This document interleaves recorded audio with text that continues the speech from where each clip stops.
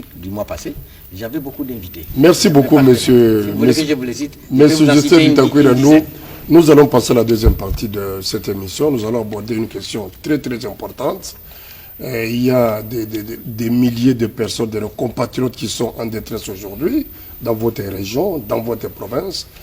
Du côté de Minembwe, il y a trop de problèmes là-bas. Je sais que le directeur du chef de l'État, que vous avez accompagné d'ailleurs à un certain moment, avait fait un tour par là. Il y a eu beaucoup de problèmes qui vous ont été soumis. Il y a eu également beaucoup de propositions qui ont été faites. Mais aujourd'hui, la population, il y a les choses se portent sur le terrain comme si rien n'avait été amorcé dans le sens d'apaiser en fait les esprits. Vous êtes leader du coin. Dites-nous d'abord en bref, qu'est-ce qui se passe exactement? Je crois, ici je peux d'abord dire que je crois que c'est un proverbe. Il doit être malien ou sénégalais qui dit que le serpent mord par haine. Il ne mord pas par envie de manger. C'est ce qui se passe là. C'est-à-dire dans le Sud Kivu, prenons le Sud Kivu en général, et dans le sud du Sud Kivu en particulier, là il faut voir le territoire de Fizi, il faut voir le territoire de Vira, il faut voir Itombwe, qui est dans le territoire de Mwenga. Il se passe des choses. Et ce n'est pas aujourd'hui. Bien qu'aujourd'hui, maintenant, ça prend plus d'ampleur qu'avant. Ça date de quand? Non, de plusieurs décennies d'années. Ça, c'est même depuis 1964. En passant par les années 90. Et allons même jusqu'au régime de Mzee, d'où il vient d'ailleurs, des maquis des Robois. Et en passant par le président Kabila, qui vient de totaliser 18 ans de pouvoir, cette crise a toujours existé. Donc elle a été entretenue. Non, pas. Pour faire autant d'années, donc il doit non, être je n'appellerai pas une crise entretenue. Je sais seulement que cette partie de la République, depuis Mobutu, on l'appelait Fizi, Uvira, zone rouge. Alors l'état de la question, c'est quoi? L'état de la question aujourd'hui, c'est laquelle?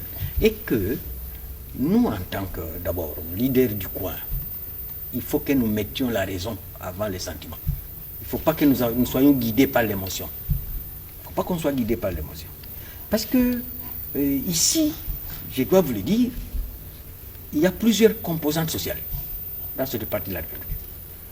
C'est-à-dire, il y a les Banyamulenge, il y a les Babembe, il y a les Bafuliru, il y a les Banyindu, il y a les Barega, il y a les Bashi même, dans cette partie de la République. Dans plusieurs communautés. Plusieurs communautés. Mais il n'y a pas une communauté qui peut se targuer la poitrine, qui n'a pas commis des bévues dans cet espace-là. Je commence par la communauté Banyamulenge, par exemple. Même si on peut crier sur les toits des maisons, il y a plus de 3 ans qu'on brûle les maisons dans cette partie de la République. Les Banyamulenge brûlent une partie, les Babembe brûlent une autre, les Bafuliru brûlent une autre.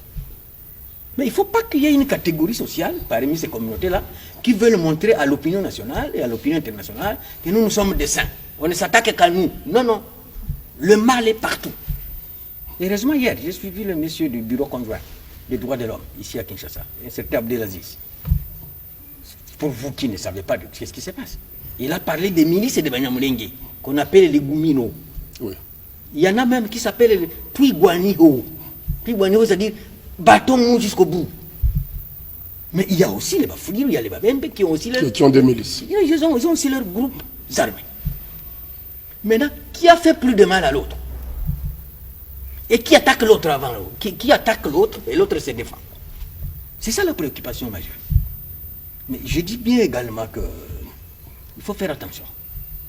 Ces communautés-là, ces tribus-là, ont vécu ensemble dans la paix pendant une très bonne période. Alors qui remet il y avait des échanges. Qui remet dans la plaie aujourd'hui? Oui, qui remet dans la plaie, effectivement. Vous savez, quand on vous donne une canne à sucre, il ne faut pas dire qu'on doit vous payer avant que vous la mangiez. Quand vous donne une canne à sucre, ne dites pas payez-moi d'abord avant de la manger. Non, non, non. C'est-à-dire, parmi ces populations-là, il y en a qui ont rendu de grands services aux autres. Et vice-versa. Mais certaines ont été ingrates à l'égard des autres. Et peut-être c'est celle qui a été plus ingrate qui crie plus fort. Et c'est la raison pour laquelle, aujourd'hui, moi j'ai le sentiment que, comme l'actuel président de la République est neutre, parce je suis sûr qu'il n'avait jamais entendu parler de cette question, il faut qu'il prenne cette question comme une question personnelle, pour qu'il écoute tous les sons de cloche, dans toute objectivité, pour qu'on écarte tous les extrémismes possibles, pour essayer de concilier les esprits. Certains, j'ai même suivi encore, le représentant de conjoint des droits de l'homme, qui a parlé de questions identitaires.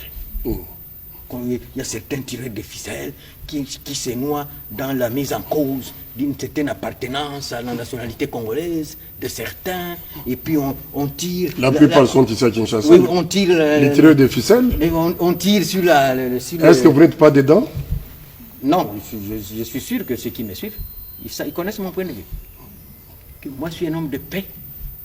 J'ai déjà apporté le maximum de moi-même. Je suis un des rares d'ailleurs. Vous aviez dit lors d'une interview que vous aviez une milice à une époque. Vous aviez une milice. Non, j'ai pas. Vous avez dit que vous avez une milice à l'époque, avant d'être député. J'ai pas de milice. Je disais bien que quand Mwando Simba était ministre de la Défense, personne n'a l'air. Je suis allé avec lui à plus de 2 reprises et nous avons fait sortir plus de 200 miliciens en brousse. Malheureusement, leur encadrement est toujours mal perçu par Kinshasa. C'est ça notre malchance. Et que Kinshasa n'a pas un droit de regard très attentif sur ce qui se passe dans certains coins de la République. Mais si le gouvernement actuel peut être plus attentif que notre gouvernement, je crois qu'on peut avoir de la solution. Et aussi, je le dis, ce n'est pas un secret.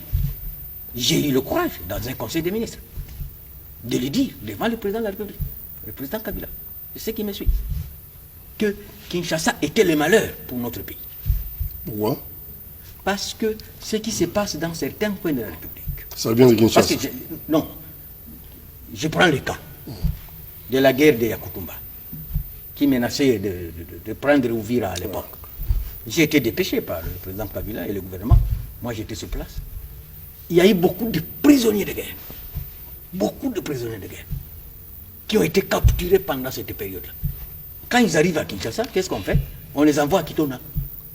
S'ils étaient capitaines, ils deviennent majors. S'ils étaient majors, ils deviennent colonels. S'ils étaient colonels, ils deviennent général. Et dès 1 an plus, 1 an, 2 ans après, vous allez les trouver encore commandants dans le même espace géographique. Dans le même espace. Cela arrive tous les jours. Donc nous faisons un cercle vicieux auquel il faut faire très attention. Et puis de deux, je l'ai déjà dit plusieurs fois. J'ai dit à plusieurs fois que quand on coupe la tête des serpents, le reste devient de la corde. J'ai dit que sur le plan militaire, sur le plan sécuritaire de cet espace, il ne faut pas qu'il y ait un commandant militaire, Mouniamulenge, dans cet espace. Il ne faut pas qu'il y ait un commandant militaire, Moubembe. Il ne faut pas qu'il y ait un commandant militaire, Moufouliou, ou Mounindo. Amenons des commandants militaires du Kasaï, de l'Équateur, du Bas-Congo, de Kinshasa, pourquoi pas du Grand Badundu, pour aller commander là-bas. Parce que dès que vous n'avez pas coupé la tête du serpent... Est-ce que vous avez proposé ça au chef de l'État? Bon, moi, j'ai pas encore... L'actuel? Non, je n'ai pas encore rencontré l'actuel président de la République, mais je l'ai dit plusieurs fois, même au directeur de cabinet Vital Kamerhe, quand on était à Minembwe. Vous l'avez dit au gouverneur du Sud Kivu? Le gouverneur du Sud Kivu, il est encore nouveau, donnons-lui aussi... Oui, parce que vous aviez dit lors de votre campagne que si vous êtes élu, vous allez mettre fin à l'insécurité en quelques mois. Pourquoi vous ne lui avez pas donné cette recette? Vous gardez cette recette pour vous-même? S'il en a besoin. Oui, mais pourquoi vous... Ce sont vos frères. Et entre autres, l'insécurité dans cette partie de la République. Uvira, Fizi, Itombwe, Mwenga, Minembwe. Et il faut que j'apporte un peu d'éclairage. Si cette affaire de Minembwe. Il faut que j'apporte un peu d'éclairage. Parce que les gens qui sont ici à Kinshasa, ils prennent comme si Minembwe c'était en Yougoslavie, c'était en Chili, c'était en Argentine. Non, c'est ici en République démocratique du Congo. Minembwe, c'est un simple village qui a été érigé effectivement en commune rurale. Et moi, je n'ai jamais été contre. Là, je dois le dire. Mais la procédure a-t-elle été respectée? Parce que Minembwe, c'est comme si je me retrouvais à Kinshasa. Je me retrouve à Bandalungwa, dans le quartier de Kimbondo, à Bandalungwa, pour que les Kima m'écoutent. Maintenant, on veut transformer Kimbondo en une nouvelle commune, en une nouvelle entité administrative. Maintenant, on se rend compte que Kimbondo qui veut transformer On, c'est qui? L'État. L'État congolais. Tu sais que moi, ministre de la décentralisation. Non, tu sais que je me suis déjà... Clairement ministre de la décentralisation. Depuis très longtemps. On, c'est ministre de la décentralisation. Écoute, depuis très longtemps, même Kinshasa, moi, je me suis déjà plusieurs fois battu. Pour le développement de la ville de Kinshasa, il faut vraiment une réforme. Et moi, j'ai toujours pensé que dans la ville de Kinshasa, en dehors du gouverneur, il nous faut plus ou moins 4 maires. Lokunga, Funa, Moamba, Django, une mairie autonome. Et au lieu de 24 communes, on peut en avoir 100.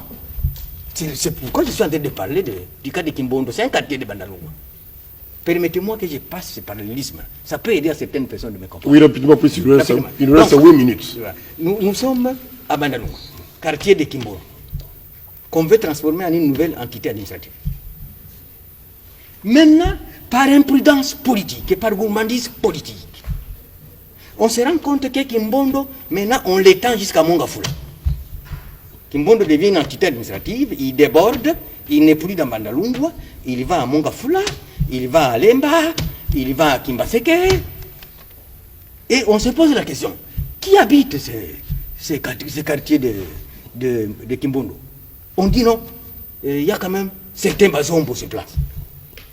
Et ceux qui vont maintenant transformer cette entité administrative, ils disent, non, vous savez qu'il y a d'autres bazombo vers Kassangoul. Alors, Kimbondo va aller aussi vers Kassangoul, parce qu'il y a aussi des bazombo là-bas. Bon, et on dit, non, il y a d'autres bazombo à Kenge. Alors qu'il aille aussi, que le Kimbondo arrive jusqu'à Kenge. Non. Progressons. Non. C'est ça l'erreur fatale. Que le village de Minembwe se trouve dans le territoire de Fizi. On crée une entité administrative, commune rurale. La commune rurale se retrouve qu'il va jusqu'à Mwenga. La commune rurale se retrouve jusqu'à Ouvira. Et la commune rurale dépasse les frontières de son territoire de Fizi. C'est des questions à examiner.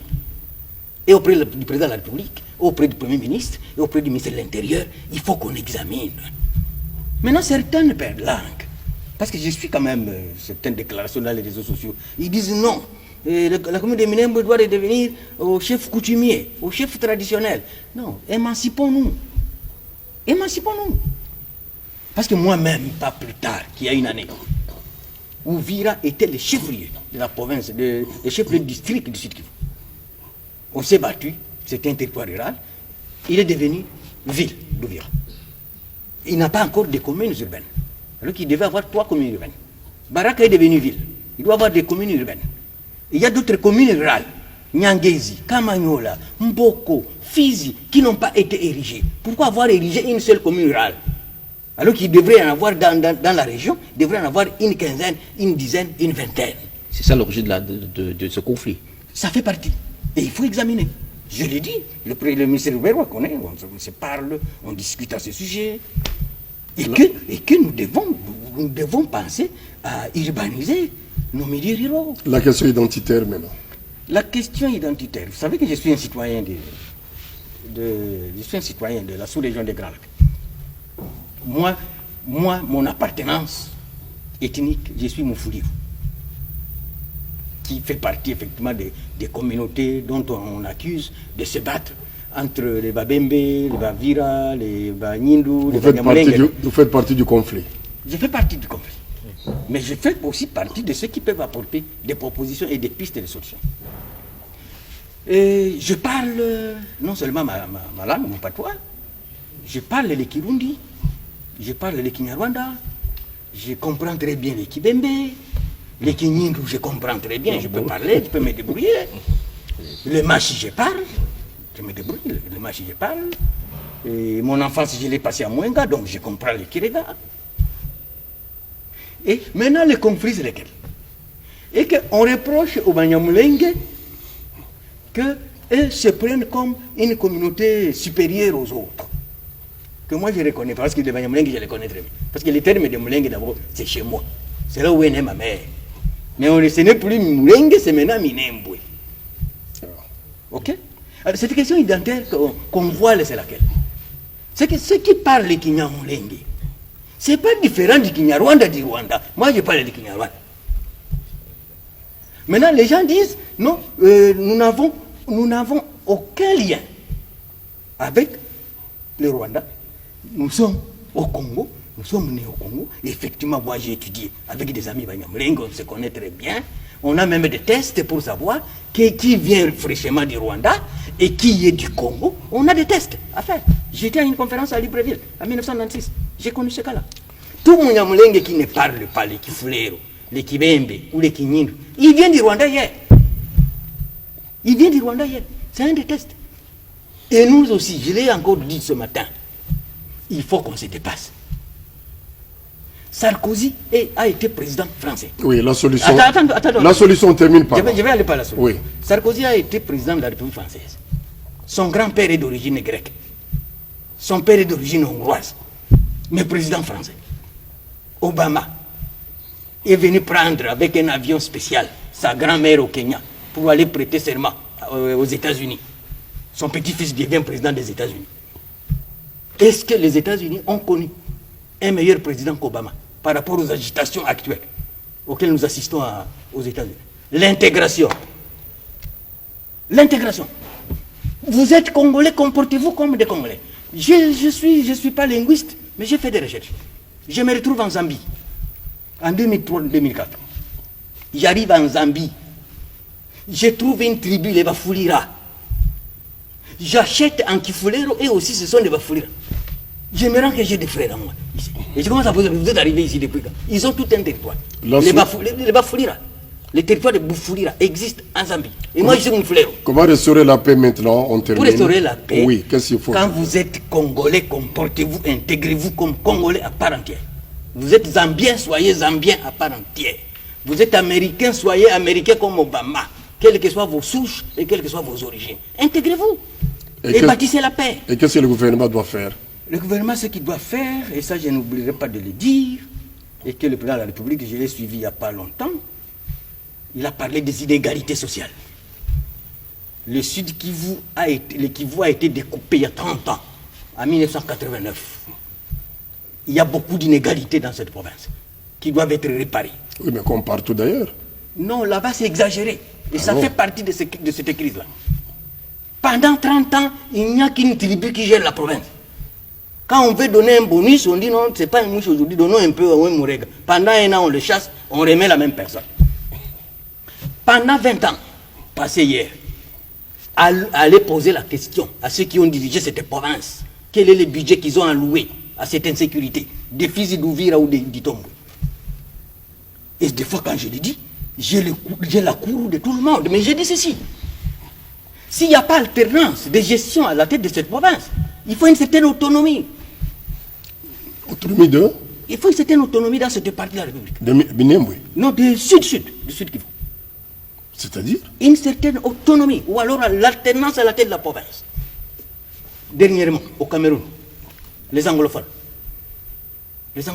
Bon. Sud-ouest et nord-ouest. Bon, on ne va pas Ils ont obtenu un statut spécial. On ne va pas en arriver jusque-là. On va arriver là parce que ça fait partie de la crise. Le Sud Kivu, c'est une province comme toutes les autres. On peut en avoir 27 provinces ou 40 provinces dans ce pays. Alors, merci beaucoup, Justin Bitakwira. Eric, je crois qu'on a terminé. Voilà. Mesdames et messieurs, c'est donc la fin de cette émission. Les bonnes choses ne durent pas, on y reviendra. Certainement.